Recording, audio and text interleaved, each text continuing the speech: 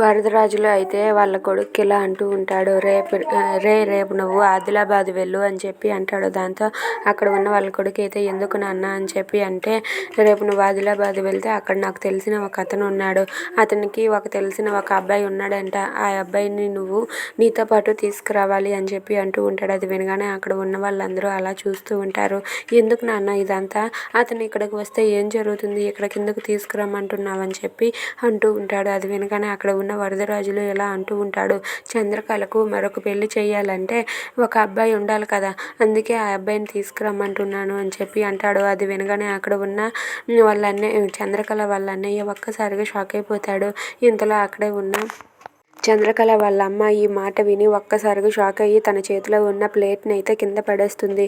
కింద పడేసి, ఏంటి చంద్రకళకు మళ్ళీ పెళ్లి చేయాలని చూస్తున్నారా అని చెప్పి పరిగెత్తుకుంటూ వెళ్తుంది. ఇక ఆ మాట విన్నదని తెలిసి వరదరాజులు అయితే చంద్రకళ వాళ్ళ అమ్మని ఆపి, నువ్వు ఎక్కడైనా సరే ఈ విషయం బయట పెట్టావంటే మర్యాదగా ఉండదు, నేను చంద్రకళకు మరొక పెళ్లి చేయాలనుకుంటున్నానని చెప్పి వరదరాజులు అంటూ ఉంటాడు.